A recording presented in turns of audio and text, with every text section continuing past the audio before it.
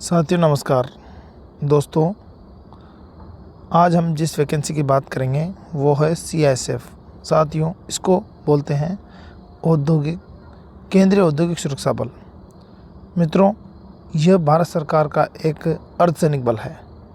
इसमें जो वैकेंसी आई है उसकी जो स्टार्टिंग डेट है 21/11/2022 से ये फॉर्म भरना स्टार्ट होंगे और 20 दिसंबर के पहले आपको ये फॉर्म भरने हैं। ये फॉर्म हमारे पूरे देश से अभ्यर्थी हैं वो फॉर्म भर सकते हैं। मेल और फीमेल दोनों कैंडिडेट के लिए ये वैकेंसी है। साथियों, मैं मुख्य बात बताऊं, इसमें आपकी जो पे स्केल है वो L3 लेवल की रहेगी और 21,700 तो आपका इसमें बेसिक ही रहेगा, मतलब आपको अच्छा खासा इसमें पेमेंट मिलेगा। साथियों, मुख्य बातें करते हैं। ऑनलाइन मोड पे आपका ये भरा जाएगा फॉर्म। देखो, मैंने बता दिया आपको, पे स्केल आपका लेवल 3 रहेगा और 21,700 आपका बेसिक रहेगा। साथियों, अब इसमें जो हम बात करते हैं वैकेंसी की, क्या वैकेंसी है और कितनी वैकेंसी है। साथियों, इसमें देखो ट्रेड वाइज वैकेंसी है। आपकी क्या ट्रेड है जिसमें आपको स्किल है, जिसमें आपको नॉलेज है। दूसरी यहाँ पर ये मेल का वैकेंसी है और ये फीमेल का वैकेंसी है। साथियों, टोटल वैकेंसी है, ये एक सर्विसमैन का वैकेंसी है और ये सबका मिला के टोटल वैकेंसी है।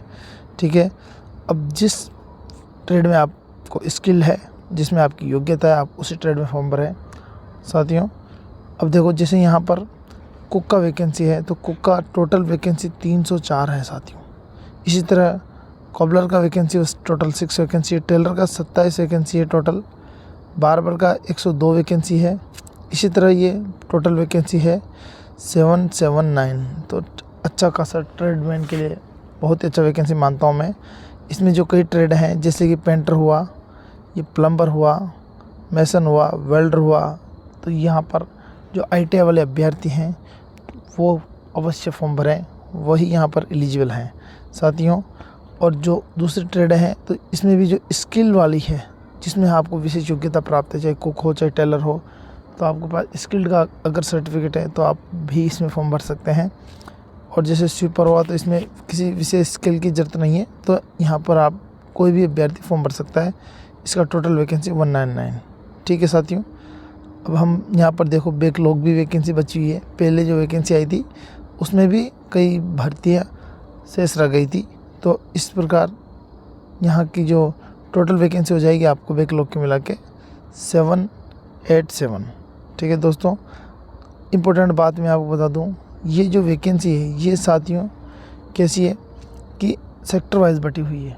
आप जिस सेक्टर में आते हैं उसी सेक्टर से आप फॉर्म भरें, अदरवाइज़ आपका फॉर्म रिजेक्ट कर दिया जाएगा। ठीक है, और आपकी मेरिट भी आपके सेक्टर के अकॉर्डिंग ही जाएगी, तो ये आपको विशेष ध्यान रखने योग्य बात है।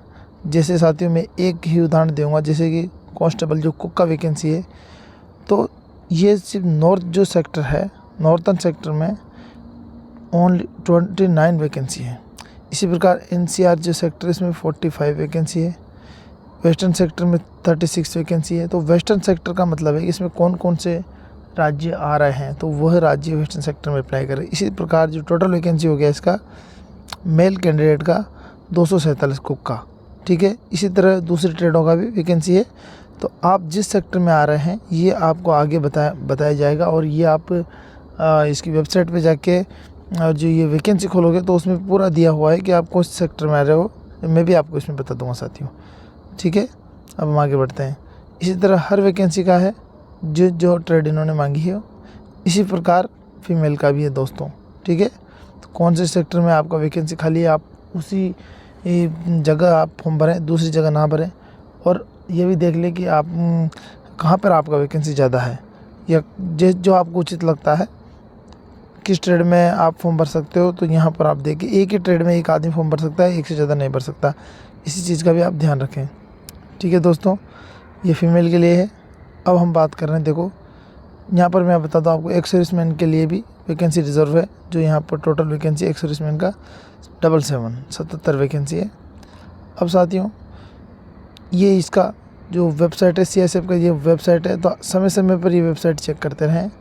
किसी के और दूसरी वेबसाइटों से जाके यहाँ आपको ऑथेंटिक जानकारी यहीं से मिलेगी। दूसरी वेबसाइट है वो भी यहीं से ही जानकारी प्राप्त करती हैं, तो इसको आप टाइम समय पर देखते रहें।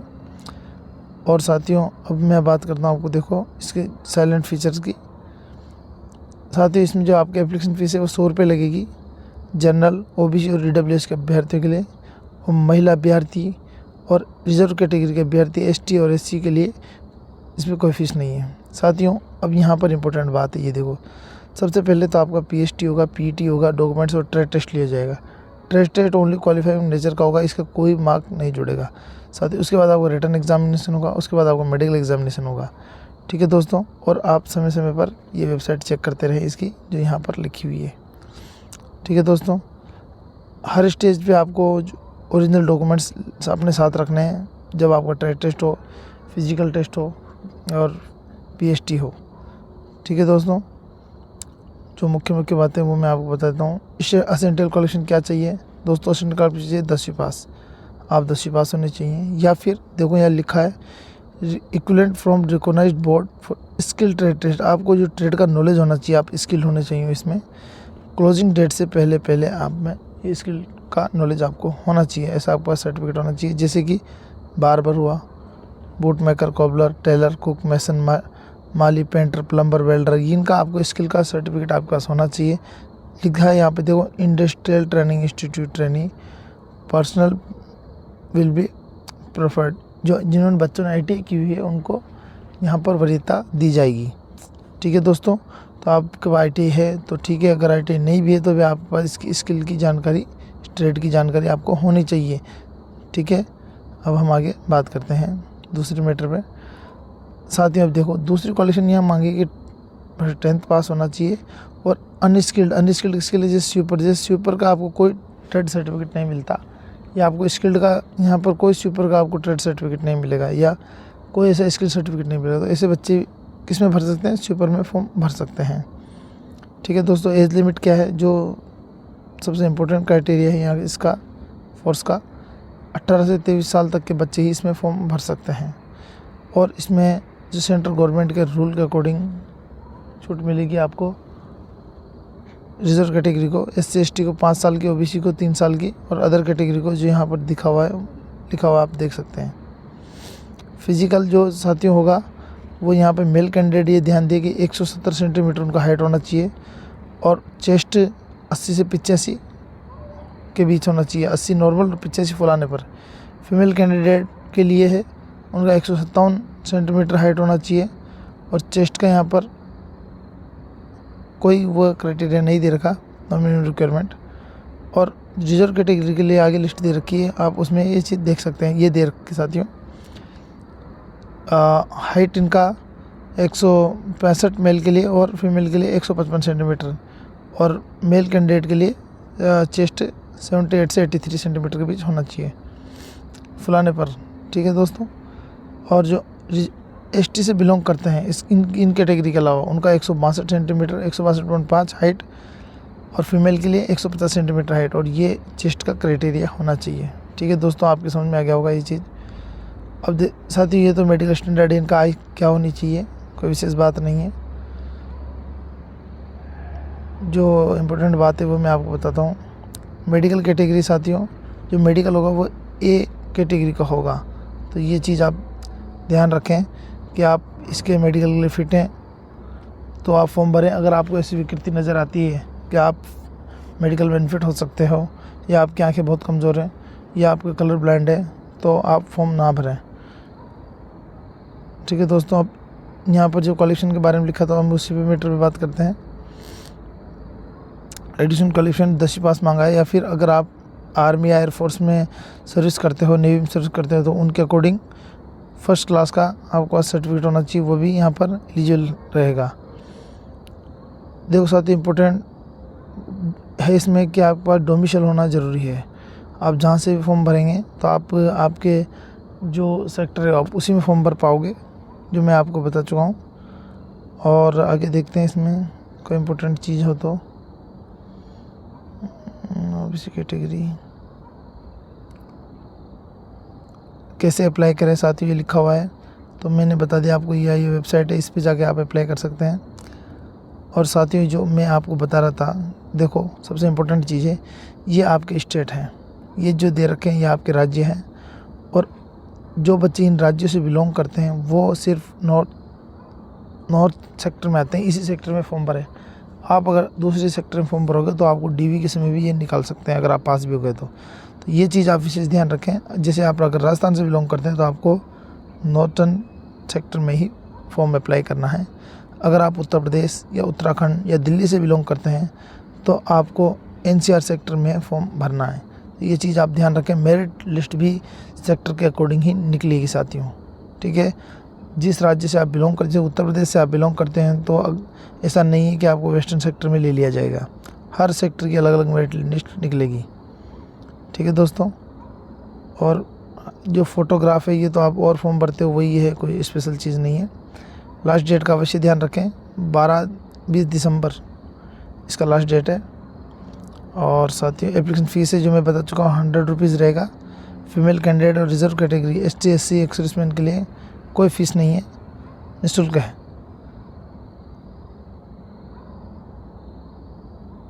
एग्ज़ामिनेशन साथियों एक ही दिन होगा, ऑल ओवर इंडिया में एक ही समय पर एग्ज़ाम लिया जाएगा। तो आप जहाँ से एक ही फॉर्म भरें।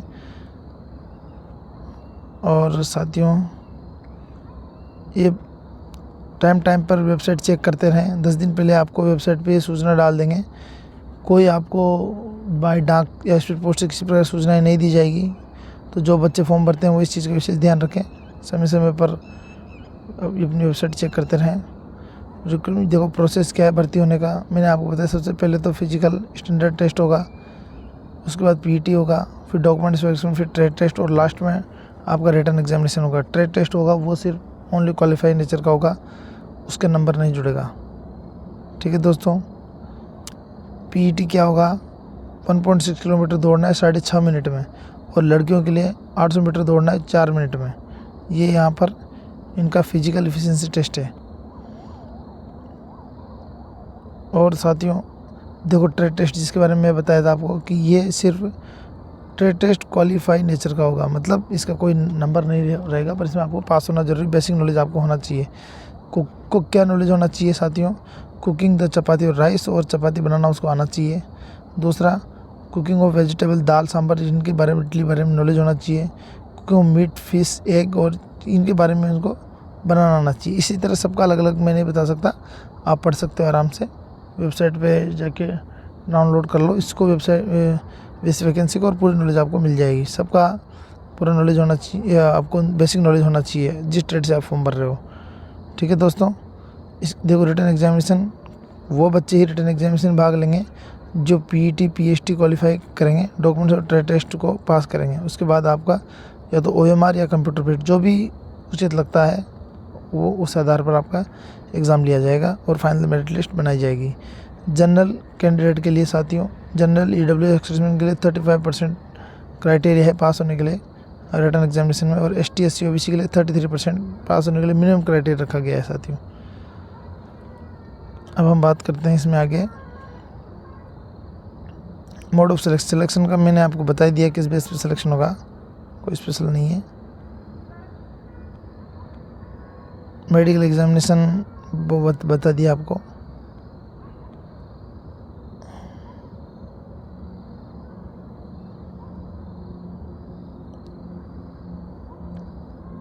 साथियों लिखा है किसी के बहकावे में नहीं आए और मेहनत करें, तो ठीक है साथियों। ये फॉर्म भरने का तरीका है, ये तो आपको आता ही है। जो दूसरे फॉर्म भरते हैं उसी प्रकार ये फॉर्म भरना है, वो एक बार पहले रजिस्ट्रेशन करना है वेबसाइट पर जाकर। तो ठीक है दोस्तों, इस वैकेंसी के लिए इतना ही, पर मेरा कहना है काफ़ी पेज हैं वैकेंसी में, बहुत ज़्यादा पेज हैं। तो मेरा यही कहना है कि अगर आप ये स्किल रखते हो, योग्यता रखते हो जो यहाँ पर इन ट्रेडों में है, तो आप अवश्य फॉर्म भरें। और आप अगर योग्यता नहीं रखते हो तो आपका सुपर का चांस है फॉर्म भरने का। तो थैंक यू साथियों, अगर आप केंद्र सरकार के कर्मचारी बनना चाहते हैं तो ये फॉर्म अवश्य भरें। धन्यवाद मित्रों, मिलेंगे अगली